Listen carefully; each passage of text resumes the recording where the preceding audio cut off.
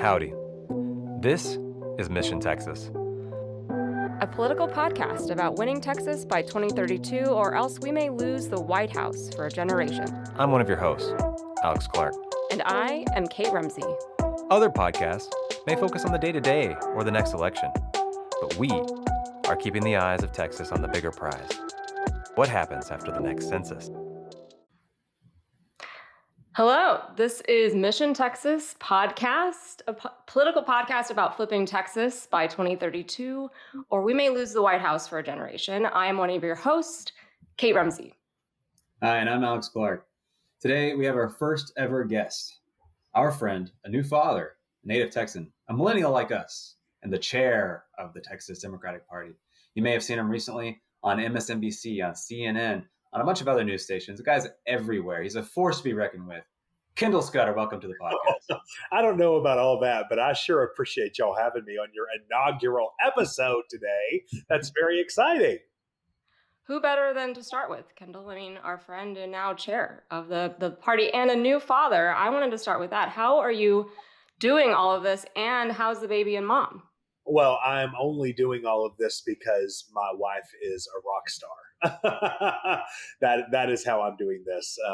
This is what I do to volunteer to help the cause, and what she does to volunteer to help the cause is pick up all my slack. So I've just been really grateful. But our son Lyndon is now 5 weeks old. So when he was 2 weeks old, I was leaving the state to go to Chicago with our reps, and I'm doing my best to try to keep up as best I can. Lyndon, what an incredible Texas Democrat name for a baby boy. I know. Everybody keeps saying like the tree. I'm like, no, like the B. Johnson. Yeah. Like the tree. Famous Texas Democrat. Yeah. It reminds you of when we elected Democrats statewide, right? You know? What a dream. Yeah, that was a wonderful time. Wish we could get back to that. But yeah, so doing all of that has kind of gotten me on, as you mentioned, all these fun shows. I'm just wondering how much of do I have to do before I become MSNBC's Kendall Scudder? For now, I'm just EDP's Kendall Scudder. So get this man a contract, okay? Yeah, maybe that's what I'll hunt for. Okay, but in all seriousness, the point of this podcast is to focus on the long term. You know, if we don't get this figured out at a statewide level by 2032, we're gonna, like we said at the beginning, like we could basically kiss the White House goodbye, because the math just doesn't math. Even with the blue wall, you don't get to the electoral votes you need. And so I know that redistricting is huge in the news right now, but you can't gerrymander a statewide election. You can't gerrymander Texas's electoral votes for president. And so as you think about that longer term problem, how is this new gerrymandering, how are these new districts going to play into that? I have something of a hot take, but I want to hear what you have to say about this first. Well, I mean, look, this is the reality of it, Alex, is that national Democrats are starting to realize the importance of Texas. That, even if you hold this whole blue wall, the way the census is going to jostle out in the next cycle is that if we don't win either Texas or North Carolina in 2032, then that's all she wrote for the Democratic Party for the next decade. And so not only are the national Democrats starting to get that, but national Republicans are too. And so that's why you're seeing them pushing these huge redistricting efforts on us on a state level. You can't redistrict a statewide, but you can redistrict all these congressional races down ballot, making people feel like their votes don't count, giving them less reasons to want to show up and vote. So they redrew this map, and by 2024 data, it would say that Democrats would lose 5 seats. They did it by disenfranchising minorities. It will now take a Hispanic Texan 3 votes to equal the representational vote of 1 white Texan. It'll take a black Texan 5 votes to equal the representational vote of a white Texan. And so by disenfranchising minorities, what they've accomplished is taking away seats from Democrats. However, if you look beyond the 24 data, if you go back to the 2018 data, I've seen some 2018 data that shows us winning a seat on this map. So are minority groups still underrepresented? And is this map bad for representational purposes? Absolutely. However, the way we fight back is to tell Republicans to take these maps and shove it up their ass. And we do that by organizing and by saying every single district will leave no stone unturned. It's not us saying that we're trying to accomplish something that's never been done. We did it just 6 years ago. We can do it again, but it's only if we are channeling and harnessing the power of people and realizing you can't lock a bunch of consultants in a room in Austin and have them buy our way out of this problem. This is about organizing in every single corner of this state to build a grassroots movement to be able to flip the state back. That's how I see these maps. Now, I will remind everyone, these maps aren't codified yet. They've been signed by the governor, but we're in court October 1. Starting the fight on these maps. In 60 years of the Voting Rights Act, Texas has violated it every single time the maps have been drawn. And the progressives who challenged it in court have won every single time. And I don't expect this one to be any different. I don't think that these maps are set in stone yet, but we're going to go ahead and operate as if they are and start that work now so we're not caught flat-footed. But I think Texas can really rebel back. And if I'm in Vegas and I'm putting my money on anything, it's going to be a scrappy Texan. Yeah. Buy the dip. I've been saying this for years now. But so two things in your answer I heard that I want to echo. The first is that the national Democrats have paid attention and they're going to be pouring in resources. And the second is that we're going to have to organize and work against these new maps.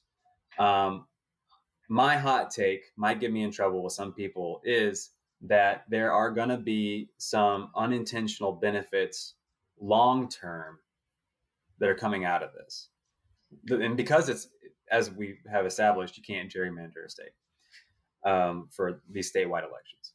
I think what's going to happen, based on the things you just said, is that we are going to see a sleeping dog that is no longer lying. You're going to see finally the end to the longest statewide losing streak in the country. And I want to pause there and park just for a moment. Our listeners might not realize that Texas has not elected a Democrat to any statewide position or awarded its electoral votes to a Democrat statewide longer than any other state in the country. That's Republican or Democrat has done it in reverse, right? Every blue state has elected a Republican more recently. Every red state has elected a Democrat more recently. And so I think we had kind of been and when I say we, I mean like activists, voters, people who care, have been kind of lulled into a sense of defeatism, a sense that, oh, why bother with this cycle? You know, it's always going to be what it's always going to be. When in fact, we've seen the numbers get better over the last several cycles. We are not the reddest state in the country, and there's no excuse really for us to have this longest losing streak. So what I think is the sleeping dog is no longer lying. And if we're being honest, some of the Democratic elected officials who have their fiefdoms and they have their parts of the state where they don't really have to try beyond winning their primary, this is a 5-alarm fire for their careers, because as these maps stand, a number of them aren't going to be coming back to Congress next time, right? And they're going to have their huge campaign war chest, and they're going to have to fight for their political life. Yeah. Well, can I piggyback off of that? Because I also picked up from what Kendall's saying on a couple of things that I have a hot take on as well. And I want your opinion, Kendall, which is, we've got a lot of voter apathy, which is what I believe is happening with our over gerrymandered districts, as you mentioned. So then how do we organize within those areas when you have Congress people who don't have dollars coming to them from donors because they're saying, why would I want to donate to somebody who's going to win anyways? And then also, I agree with what you're saying on, now we have to fight for our lives in all these districts. So maybe it will get people to think about these seats so that people will get interested in their areas. And I think that their vote does matter, because I want to go to every door in a safe seat Democrats area and say, we need your vote. Like, we need every single vote out there. And if you don't think you matter in this area, you will matter across the state. So how are we going to do that? And really, what is the role of the state party? Yeah. So let me start with some of what Alex said, and I'll move to that, Kate. On the first thing that Alex said was national resources pulling into Texas. Sure hope so. But don't count on it. And don't sit around thinking that that's what's going to solve the problem. I genuinely, sure, there's certainly an issue with us being under-resourced in this state. Raising a whole lot of money in Texas looks very different than raising a whole lot of money in Wisconsin because we have 20 media markets. We're a giant state. I want Texas and Texans and their grassroots to operate. The cavalry's not coming. We are the cavalry that have to figure this out. And when we start to do that, those funders and those people looking to invest are going to see something worth investing in. Where I think that we've fallen into a trap in the past is sitting around thinking, when is somebody going to come and do this? This is your turn. And every one of us have to figure out how to get this accomplished. So sure, there may be resources. I sure hope so. But I'm not betting on it. And we're going to figure it out whether those resources are there or not by just rolling up our sleeves and getting to work. Now, on your topic, Kate, making people feel that their vote counts, it's more than just making sure they feel that their vote counts. I think they know that if they show up and cast a ballot, it goes into a pile. What I don't think they know is that there's something worth them spending their time to do that for. So great, you show up and you cast a ballot and the Democrats win. Well, how does that impact my life in any way? Because frankly, for the last 30, 40 years, I've seen a Democratic Party that's just been, basically on a do not resuscitate. I mean, it's a party that hasn't come to the table with big, bold, progressive ideas like they used to. The reason that people used to be Democrats is because Democrats earned that. My granddaddy was born alone with no money in the room, mama, into a wash bucket on a farm that only had electricity because of Franklin Roosevelt, Sam Rayburn, the new Democratic Party. And we were pulled out of poverty by the Great Society that reduced poverty in this country by 75%, Medicare, Medicaid, Social Security expansions. What are we seeing the party run on these days? We see the party running on things like you should be able to see a doctor when you're sick. Well, bullshit. You should be able to see a doctor before you're sick. Yeah. Talking about preserving Social Security. Horseshit. We should be talking about expanding Social Security. What are we doing to flip tables and to knock things down on behalf of working people and poor people who need someone in their court fighting for them? That's our lane, and we haven't been filling it. So I say all of that to make a point. It's not just showing up and telling them that their vote counts. It's showing up and telling them that their vote's worth it. It's worth them taking time off of work or them having to figure out how to squeeze this in their really hectic life schedule to make it count. And we can't convince everyone of that because they've never seen a party do that in recent memory. And so the people we're able to convince and sell on that big, bold idea, we then have an obligation to deliver on those things. And when we do that, we get back to a point where we have earned people's support, where people will say, yeah, you better believe I vote for Democrats because they're the only ones looking out for me. But if we're not doing that and presenting that to people, it's our own fault. It's nobody's fault but our own. Stop blaming people for not showing up. Stop blaming people who didn't see us as worth it and start blaming ourselves. And that's kind of the direction that I'm wanting to take the party in. A little bit of accountability, a little bit of introspection, a little bit of reframing. It's nobody's fault but ours that our messaging's been off. Kendall, this makes me think so much of how we got to know each other in the first place. Yeah. 2008, 2007, the primary between Barack Obama and Hillary Clinton. And I think it put it in stark relief, right? Whether you love her or hate her, Hillary Clinton at that time represented old guard Democratic politics and Barack Obama represented change. Big, bold, beautiful letters. And he campaigned on things that got people excited. And to your first point, right? Like North Carolina flipped that year. That's a pretty significant thing to have happened in 2008. Indiana flipped. Indiana, yeah. Right. Lots of places you wouldn't have thought we were competitive. And I think you're right. It's because it was animating. It got people excited. You and I were East Texas Obama boys, our seniors in high school, interning for the Obama campaign, right? Yeah. I think there's something to that. And for too long, I think what I'm hearing and what I agree with is that we're seen as the kind of incrementalists who negotiate against ourselves instead of putting forth what we really believe in and what we think the country needs. And so I think that's an excellent message, and I hope more Democrats hear it. Well, and then what happened when Obama got elected, Alex? Well, that's what I'm saying. I think we negotiated against ourselves, and we allowed the filibuster to dictate what we were able to get accomplished. And he I think if we could redo a lot of things, I would hope we would. He cruised. I hope we would have passed a public option, for example. I think we would have avoided a lot of the problems we're dealing with today. Yeah, cruising to victory on hopes and dreams, and then not delivering on those hopes. And then people look back and they say, you got me all excited about this before and you didn't deliver on it. And so, it's our own fault. I love me some Barack Obama, don't get me wrong. But the ACA, as good as it wasn't as good as it needed to be. And that was our opportunity to come to the table with a really big idea where we would take on whatever big pharma we needed to get one over for the little guy. And we didn't do it.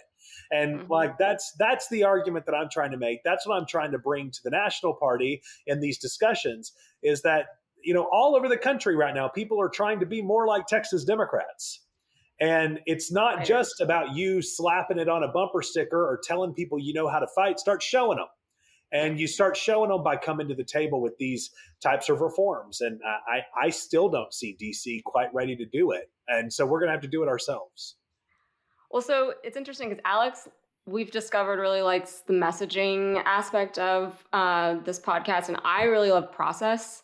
So my question then is how, as chair, do you deliver on that? Like technically, because my perception, as I think Alex just said, was that there's kind of, for better or worse, I don't want to say fiefdoms, but it just feels like we have got these concentrations of groups and clubs and really active people, but they're a little, maybe decentralized is a perception that I have. And as the chair, is it your role, or do you believe it's your role to sort of set the tone or the messaging or bringing those groups together?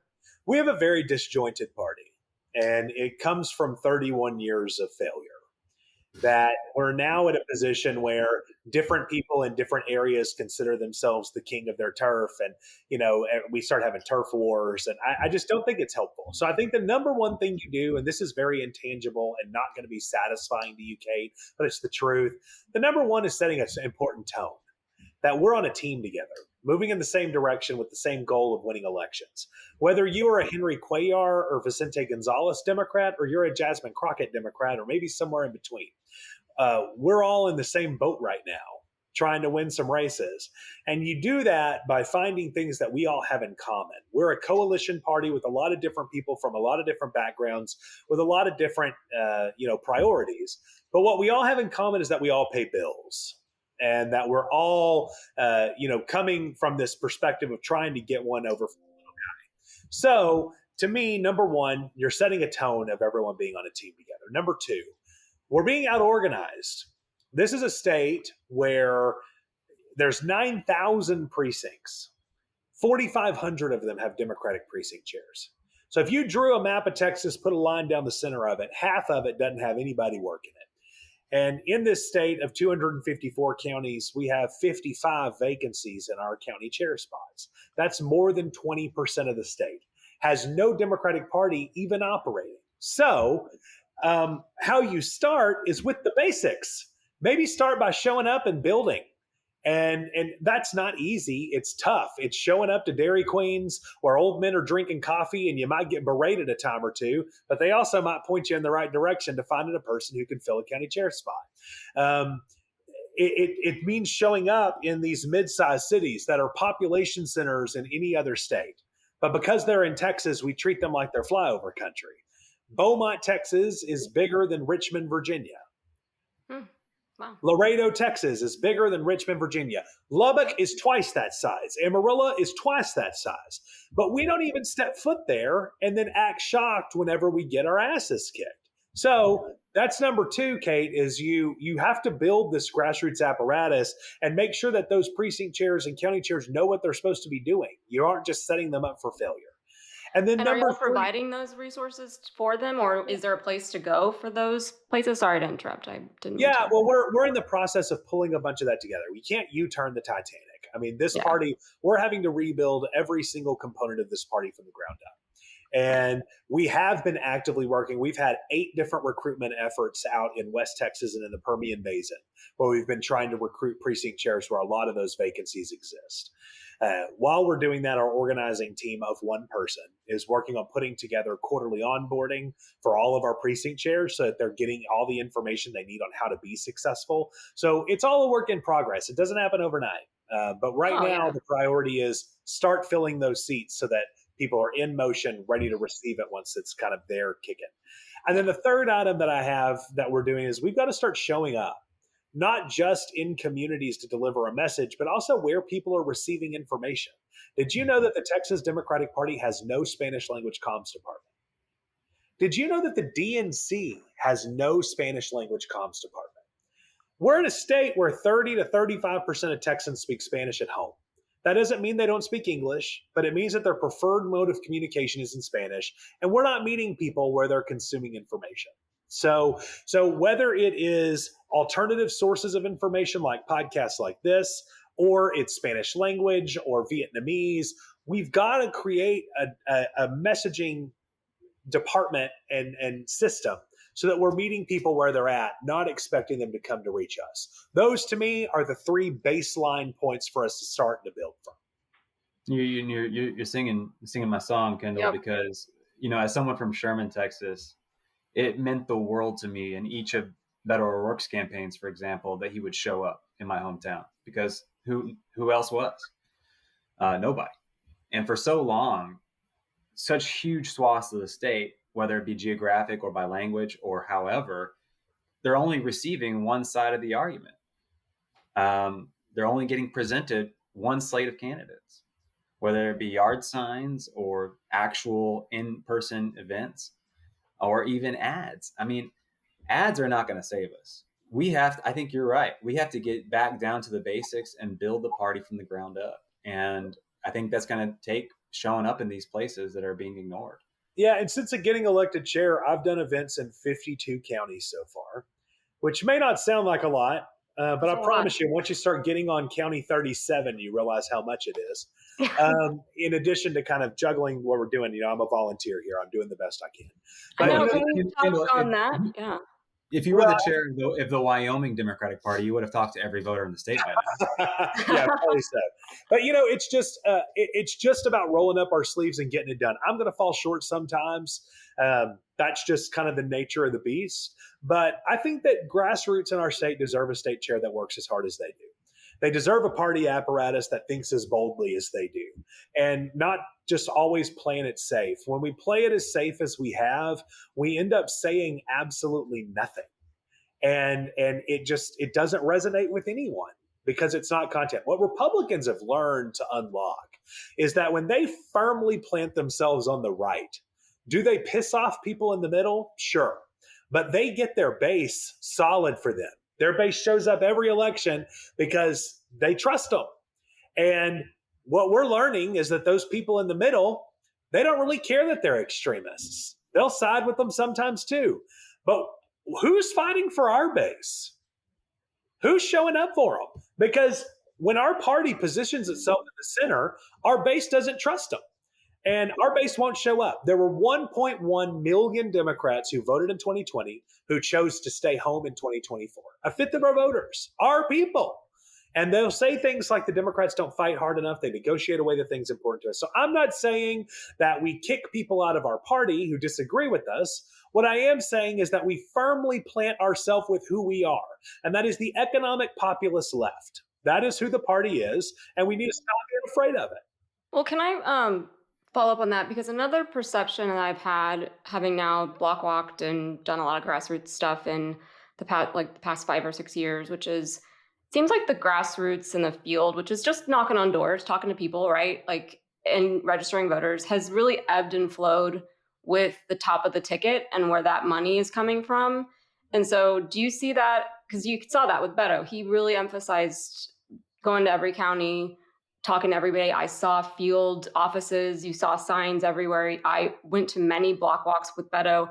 And then conversely, you saw that the Colin Allred campaign in the last election did not have that focus. And I'm not asking you to say which one is right or wrong, but what is the role of the party then to make sure that it's consistent every election year? Because what worries me is that in 2028, we don't have a top of the ticket, right? And that surprised me. I'm like, we don't have a governor, we don't have a lieutenant governor, we don't have an AG that year, and we don't have a Senate race.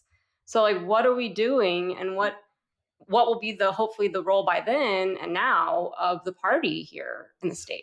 Well, let's talk about what the party does. I do feel like that's part of my role. People are so unfamiliar with the state party that a lot of them don't really even know what it does. So let me start by telling you what the party doesn't do, or at least it shouldn't in my mind. What the party doesn't do is pick our candidates. What the party doesn't do is put its thumb on the scale and play favorites. We are the chief primary administrators for the state, as unsexy as that is. So legally, my job is to call balls and strikes during the primary and let you, the voters of Texas, decide who you want to be the voice of our party. So sometimes I have people reach out to me and they'll say, man, what you need to do is you need to tell all these people to get out of this race, or what you need to do is you need to recruit this person to run for Senate or whatever. And I'm sorry, if that person wants to run, that's awesome.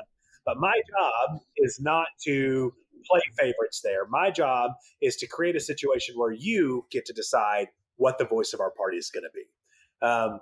What the party does do is we administer that primary, we run voter protection. We also control and invest in and build the data infrastructure for the state. So every single Democrat in the state that's running, whether they're running for dog catcher or president, uses our data that we build. So whether or not we have the ability to invest in high quality data for those candidates, that lies on the state party. We create the messaging apparatus for the party and try to shape to the best of our ability what the messaging of the party will be. There are times where we may land on what we want it to be and the top of our ticket changes their mind. Well, you picked the top of the ticket, and so we would kind of adjust our messaging to what you picked. But right now, I'm an economic populist. I was elected to lead the party, and that's what I view as the messaging of the party at the moment. And I think that if we stay true to that, we really define ourselves around who we are and what we stand for. And then lastly, this is very unsexy but really important, is we're a compliance mechanism. You don't realize how important that is until you don't have it. We are the only entity that has the ability to pass money from state, federal, judicial, municipal levels. And that means that we can maximize fundraising potentials through joint fundraising agreements. And you have the ability to invest in us to be able to spread that. So those are all things that may not be what gets you out of bed in the morning, but if they didn't exist, I swear to you, you'd notice it. And we have seen path over path where maybe our party hasn't been as strong in those components as we should be. So I'm trying to build a really strong infrastructure so that every one of our candidates across the state don't have to rebuild it from scratch. Yep. They can build upon something that's already there for them. And I know as a former candidate myself, I haven't felt like the party was there for me to build on. I had to build it from scratch. There's a lot to be said about those candidates not having to reinvent the wheel. So Kendall, as you mentioned, you got elected as state party chair. It's not every day you see a millennial elected. I think, believe me, correct me if I'm wrong, talking about North Carolina earlier, they've also got a young chair there as well. So hopefully this injection of energy is exactly what we need. This is thankless work, and young people are always at the front of doing thankless work. Not that we don't love our older participants, but tell us about that process.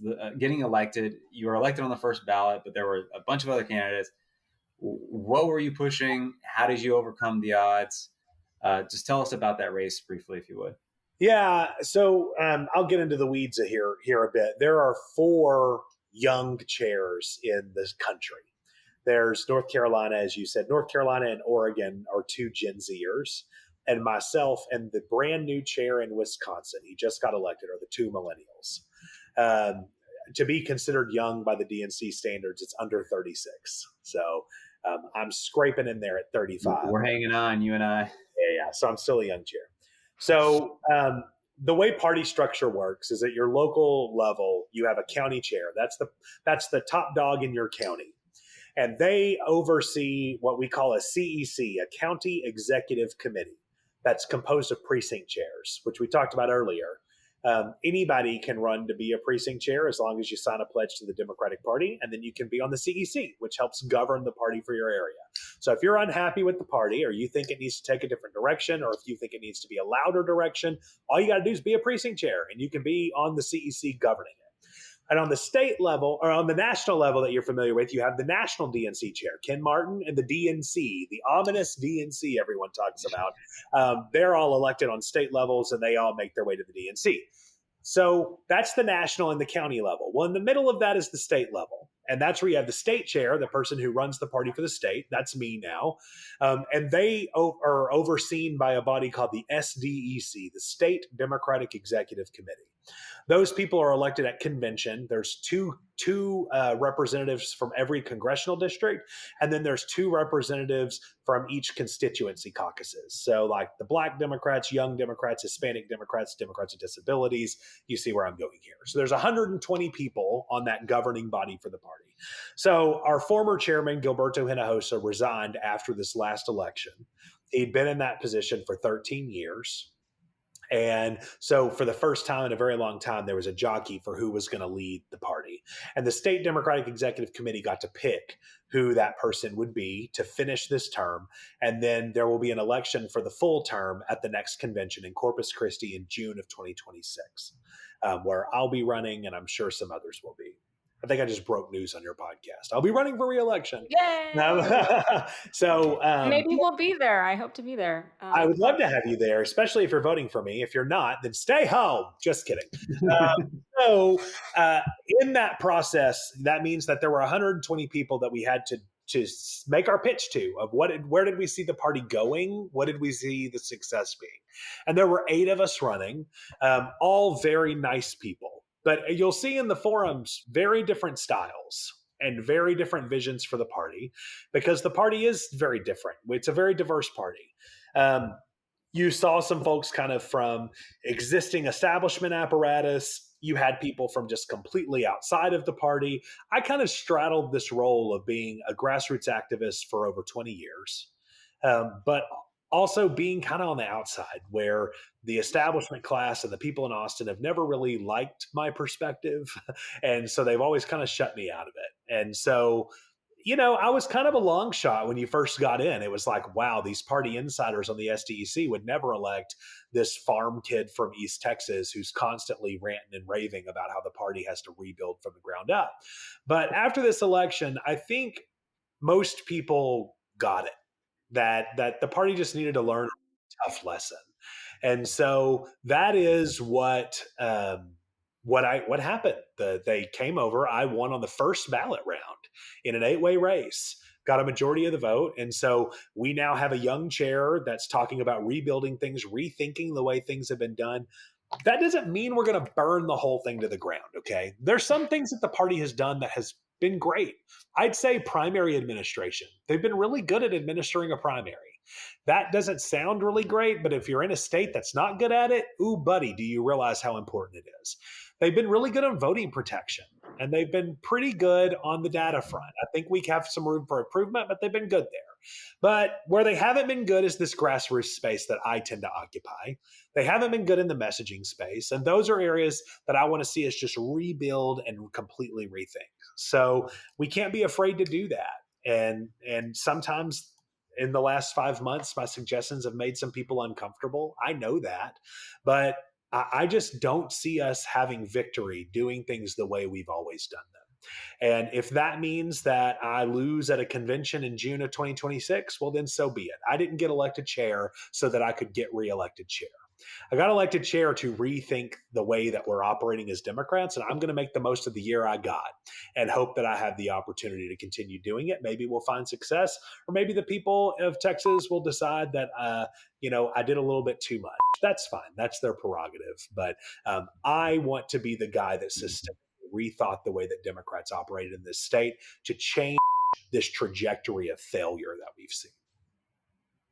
Do you think the Republican counterpart, the Texas Republican Party, is doing anything especially well? Or do you think they're kind of just coasting on the fact that we haven't had our shit together? They've been coasting on the fact that we haven't had our shit together. The Republican chair is a clown. I don't know if you're familiar with Abraham George, but I mean, he's nuttier than squirrel shit. And frankly, their party is about as weak as ours. They are only able to survive because they have gigantic donors that fund into their top tier candidates. And so people like Greg Abbott, Dan Patrick, Ken Paxton, John Cornyn, Ted Cruz have just kept them floating with just dismal leadership. And frankly, their SDEC is just as nutty, or their SREC. They just have passed a referendum to keep anybody off the ballot in a Republican primary who doesn't agree with 100% of their platform, which constitutionally you can't do that. It'll never hold up in court. But they're not focusing on the things important either, which means we have an opportunity, guys. Yeah. Just get our shit together. There's one other thing they did recently I want you to talk about, and then I'll let Kate ask the next question. So I volunteer with an organization called Veterans for All Voters, and it's aimed at increasing participation across the board. Forget Republican, Democrat, Independent, just getting more people participating and getting people more ability to influence elections, right? Kind of the antithesis of gerrymandering, where politicians are picking their voters instead of the other way around. Veterans for All Voters is trying to just end that practice and do democracy reforms like ranked choice voting and cleaning up the districts and those kinds of things, right? Very nonpartisan, just kind of common sense stuff. And what we have noticed is that the Texas Republican Party has moved to disallow open primaries. That in Texas, for those who don't know, you don't have to be a member of a party. You have to sign some pledge like you do to become a precinct chair. If you want to vote in the Democratic primary, you get to vote in the Democratic primary, right? As long as you're a voter. Republicans are shutting that down. They're taking steps to do that so that unless you are a die-in-the-wool registered card-carrying Republican, you cannot vote in the Republican primary. And that's very concerning because Texas is home to the largest number of veterans in the country. And by and large, over 50% or thereabouts of veterans identify as independents. Yeah. So especially when we have the longest losing statewide streak in the country. I mean, if you're a veteran and you want to have an impact on the statewide race, or if you're a veteran and you want to have an impact in your local community where maybe all of your elected officials are Republican and you want to have a voice in that primary, they're saying you can't show up. Yeah, I mean, I don't make a habit of chasing Republicans around to talk about whatever dumb shit they're thinking about that day. And that tends to be one of those items. What I will say on it is that if Republicans want to close their primary off, I guess they can do that. I'm going to fight to make sure that they don't get state funding. These are publicly funded primaries. We facilitate it and run it. So I'm the chief primary administrator for the Democrats. Abraham's the chief primary administrator for the Republicans. And if you want to close your primary out so that make it harder for the public to participate in it, then the public shouldn't fund it. You should have to fund it out of your party's pockets. And if it's going to be open, then I can see a reason for the government to fund it. They're going to administer and operate the way they are. We're going to keep our party open. We're going to keep our party as open as we can to allow people to participate in the process because we're a party of people, not a party of insiders. There are times where we have slipped backwards to become a party of insiders, and I've been the guy always trying to fight to stop that from happening. And so I'll continue to be on the front lines on that fight to keep our primaries open. So it's interesting because I think if you were an outsider looking in, you might think that this is sort of a David and Goliath story, that we're up against this big bad party with so many resources. But it feels like we're more of a growth story than that. Like this isn't really a Goliath, that it's more of like, and I think I'm a millennial like all of y'all, a little bit older, but I think of it like one of those 90s sports movies where you've got a team who's always been winning and they like never know how to not to win, but they don't have the heart anymore. And then you got the underdog who just needs a little bit more infrastructure. Rudy. Exactly.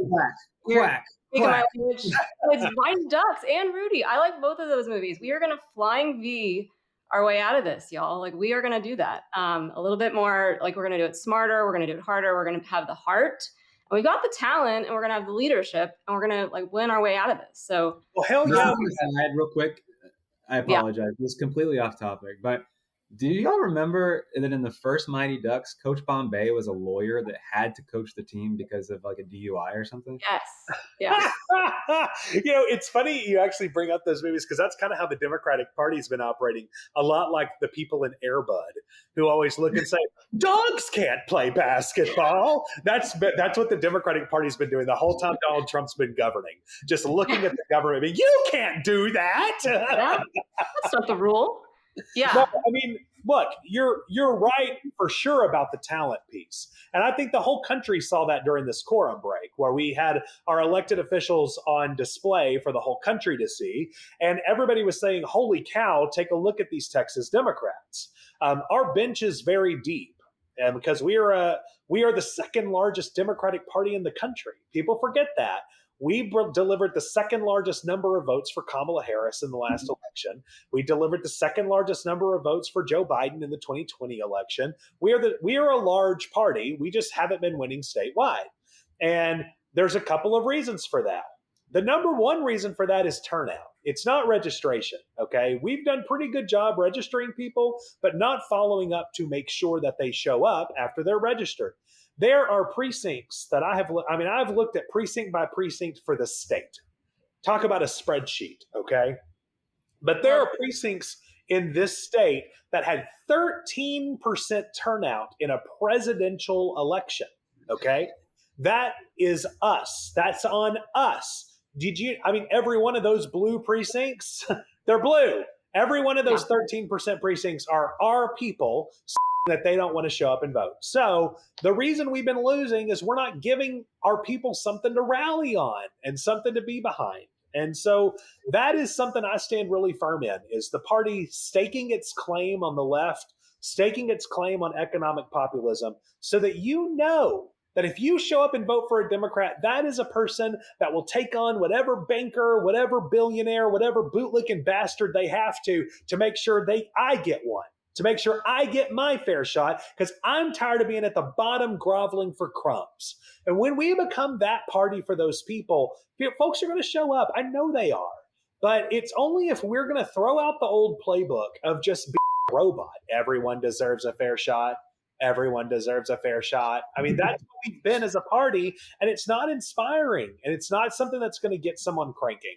If our candidates want to work on persuasion and try to make themselves more palatable, more power to them. That's their strategy and their decision to make. But as Mr. Democrat for the state of Texas, my job is to make sure Democrats show up to vote. And I'll be damned if I'm going to sacrifice what is important to Democrats for some milquetoast moderate in the middle. That's not my job. My job is to make Democrats happy. I am the only elected official in statewide in Texas as a Democrat. And what makes me different than our legislators is I represent 0 Republicans. They, even in the most Democratic district, might have 20%, 30% of their district being Republicans. I represent no Republicans. I give no shits what a Republican thinks about what we are building in our party and about what we stand for. And if that's the position I have, then it's time to act like it and stop trying to curry ourselves to the center. Well, you gave us some goals that y'all are trying to accomplish, and I think it would be lovely and it'd be great for our listeners to check in with y'all in 6 months and obviously in a year when our general election is, and we would love to do that. But I think our listeners, if they're like me, are feeling a little helpless, and I was like, I'm going to do a podcast to help my feelings about this. What can people do at home to help you accomplish the goals that you're trying to accomplish? I'm gonna give you 3 things you can do. Number 1, you can sign up to be a precinct chair. When fascism is knocking at the door, now is not the time for your imposter syndrome. So check that shit and sign up to be a part of this resistance. You don't have to know everything about everything to do it. I was a precinct chair when I was 18. You're going to be fine, okay? Sign up and fill these spots and work your local communities. It starts local. And when we have people doing that work on the local level, we will start working our way up to having success there. People-focused, sign up to be a precinct chair. If you already have one, then reach out to your precinct chair and ask what you can do to be helpful. And maybe what you can do to be helpful is just let them know the people you know in the neighborhood. But it starts granular in your community at the precinct chair level. So start there, number one. Number two, you can sign up to be a monthly sustaining contributor to the party. I know everyone is tired of politicians and party people asking for money, but it's my job, okay? Also, out of 6 million people that voted for Joe Biden in 2020, I only had 1,500 people in the state of Texas giving monthly to this party when I became chairman. And so don't be surprised. Yeah. Pause on that, because a monthly recurring donation is better than just one big donation, in my opinion, because it's predictable and it means that you can use that money like going forward, like that's coming in. I just want to put a plug in for that for you, because I don't think before I ran for office I knew that. And that helps you fund salaries. That helps you like not just fund one big event. It helps you like keep going, right? And it helps me like keep a staff in place. If I wanted to build a Spanish language comms department, I don't have to worry about whether I'm going to be able to make payroll. That's how important it is. If just 2% of people who voted for Joe Biden in 2020, 2% of people. If people who work for a living give a little bit, you can. That's right. Fund the people who can work for the living for the party. Yeah, and if just 2% of people in this state gave $10 a month, 2% of people who voted for Joe Biden gave $10 a month, the state party would be bringing in $1.2 million a month. That's a game changer for us as a party. But I know that I have to earn that from people. They haven't had trust in the party in the past. So if you're not there yet, I get it. I'm looking forward to earning it from you. And I'm going to work my ass off to get there. The third thing that you can do to be helpful may feel a little less tangible, but I promise you it's just as important. And that is to be a loud, proud Democrat. Stop playing this game where we're ashamed of who we are or afraid to tell people where we're at. We are a party that has delivered every major accomplishment over the last 100 years for this country. I think of things like the New Deal, where electricity and Social Security were brought to people in rural communities who didn't have it before, where people in rural communities started buying lamps and light bulbs and dishwashers. It rebounded the economy from the Great Depression, saved the world during World War II. That was Democrats. Think of things like the Great Society, Medicare, Medicaid, expansions of Social Security. It reduced poverty in this country by 75%. Those were big, bold, progressive ideas brought to you by Democrats. I think of putting a man on the goddamn moon. When everyone said it was impossible, it was a farce. It was something you only read about in kids' books. Democrats knew that if we invested in science and in technology, we could do the impossible. And we put a man on the motherfucking moon. I'm going to make you have to rate your podcast. We're X-rated. That's right. What it is.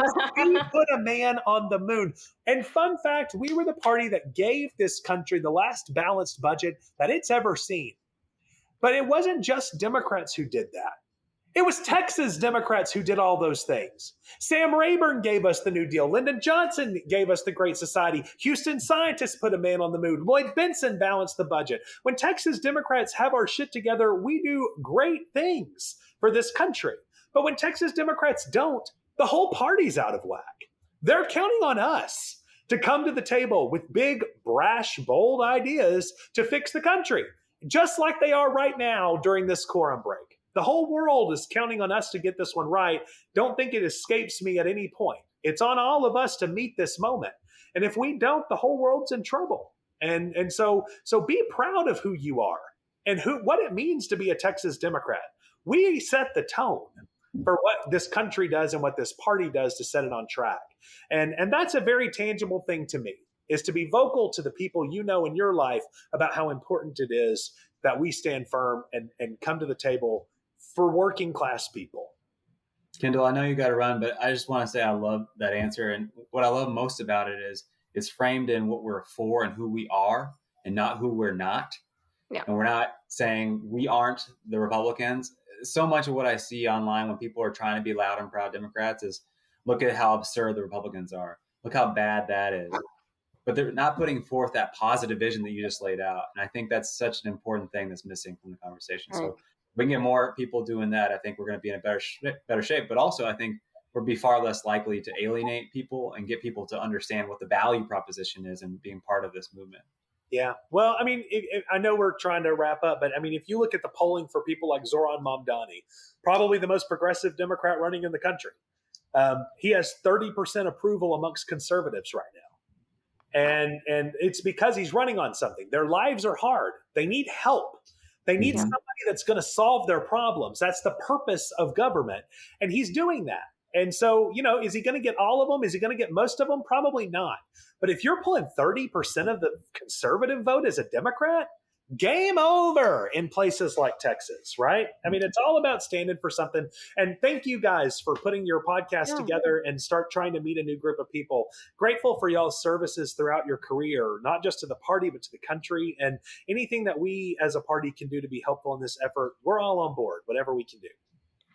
2 final questions. Where can people find you if you are putting out content or ideas for the party? And then what do you got going on outside of politics? Oh, gosh. What's outside of politics? So people can find me on all the social medias at Kendall Scudder, KENDALLSCUDDER. I don't always post a lot. I'm just kind of this curmudgeon-y guy who really hates social media, but you'll see me on it from time to time. I'm trying to do better. That's where you can find me on all the socials at that. And what I do outside of politics right now is I'm trying to my best to help my wife raise this baby. We have baby Lyndon was born 5 weeks ago, and we're trying to make this world better for him as best we can. It involves, I'm a volunteer doing 18 to 20 hours a day, and I don't have a lot outside of this these days. My poor wife, it just deals with my tirades excessively. But that's the best I can do these days, is just try to do the best I can to show up for that kid. Well, congratulations again, Papa. And, we look forward to continuing to work with you to make Texas a better place for everybody. Thank you so much. Thanks, Sean. Appreciate you, Mission Texas. We're on it. You can follow us on all socials at Mission Texas Podcast. Email us at missiontexaspodcast@gmail.com. This episode is edited by Juan Jose Flores. Our music bumper is by Adam Pickerel, and our cover art is by Tina Sohn.